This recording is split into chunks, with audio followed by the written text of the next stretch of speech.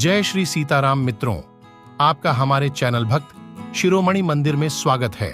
आशा करते हैं आप सब स्वस्थ और अच्छे होंगे। मित्रों, आज हम महाशिवरात्रि पर विस्तृत चर्चा करेंगे। जैसे कि महाशिवरात्रि कब है, 8 या 9 मार्च को, व्रत किस दिन का रखें, सही पूजा का मुहूर्त क्या है, भगवान शंकर को क्या क्या पसंद है और उस दिन की पूजा किस विधि से करें जिससे हम देवों के देव महादेव के कृपा के पात्र बन सकें।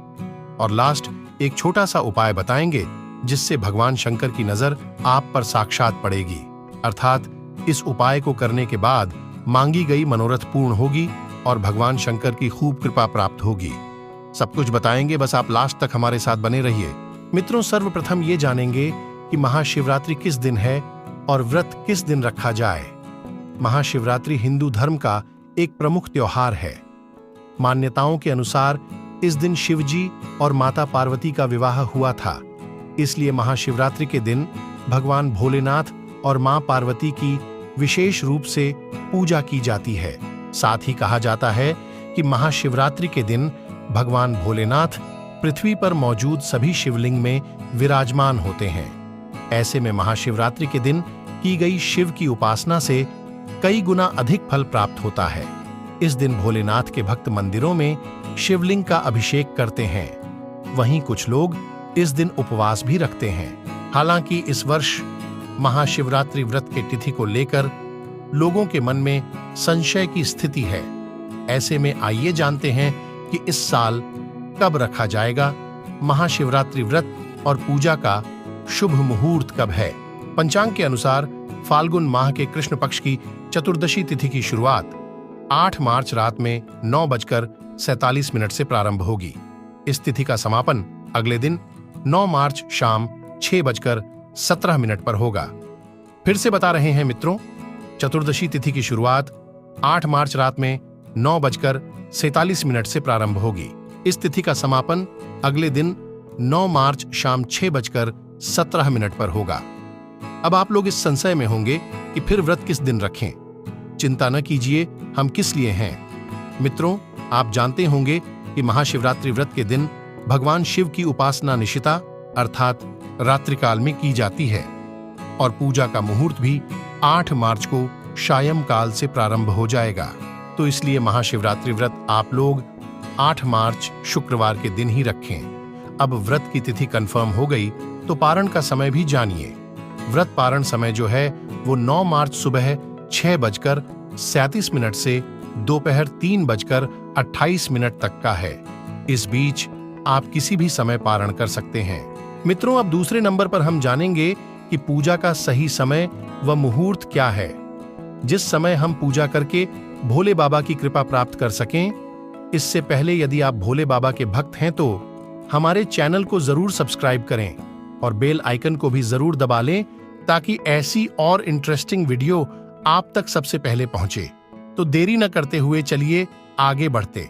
महाशिवरात्रि के दिन शिव जी की पूजा के मुहूर्त को हम 4 प्रहर में बताएंगे, जिसमें से आप किसी भी प्रहर में पूजा करके भगवान के कृपा पात्र बन सकते हैं।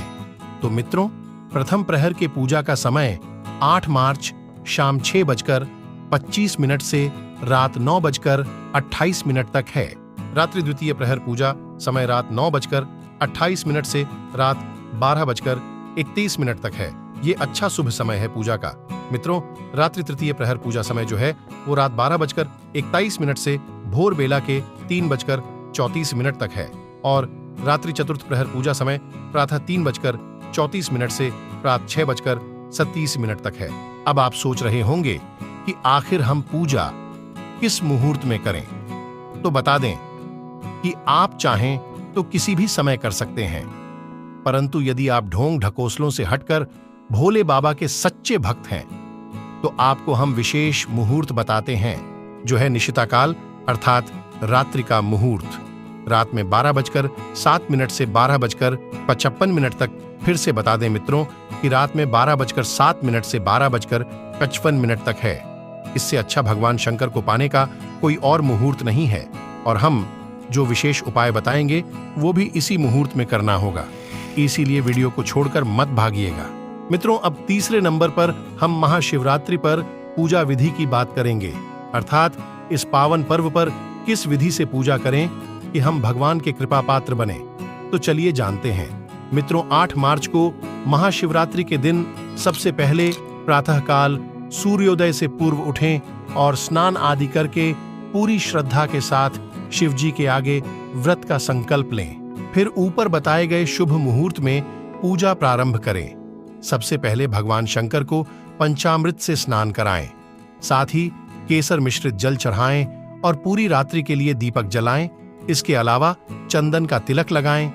फिर हमेशा की तरह ही प्रभु जी का बेलपत्र, भांग, धतूरा भोलेनाथ का सबसे पसंदीदा चढ़ावा है, इसलिए 3 बेलपत्र, भांग, धतूरा, जायफल, कमलगट्टे, फल, मिष्ठान, मीठा पान, इत्र व दक्षिणा चढ़ाएं। स्वेच्छा से और क्षमता अनुसार प्रभु जी का श्रृंगार करें। फिर भोले बाबा के मंत्रों का 1 या 11 माला जप भी कर सकते हैं। आखिर में केसर युक्त खीर का भोग लगाकर सबको प्रसाद बांटें। आपके इतने कार्यों से प्रभु जी खूब प्रसन्न होंगे और खूब सारा प्यार और आशीर्वाद प्राप्त होगा। अब चतुर्थ और आखिरी नंबर पर बात करेंगे उस उपाय के बारे में जिसके बारे में प्रारंभ में हमने बोला था। मित्रों, पहले बता दें कि इस उपाय का समय वही ऊपर जो बताए वही रहेगा, जो रात्रि अर्थात निशिता काल का मुहूर्त 12:07 से 12:25 है। इस उपाय में आपको करना क्या है वो सुनिए।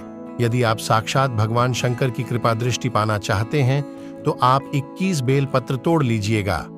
बेलपत्र कम से कम 3 पत्ती का हो और पत्ती कहीं कटी छठी या टूटी हुई न हो। सभी पत्री को धूल करके सफेद चंदन से सभी पत्री पर राम जी का नाम लिखिएगा। ऐसे 21 बेलपत्री पर लिख लीजिएगा।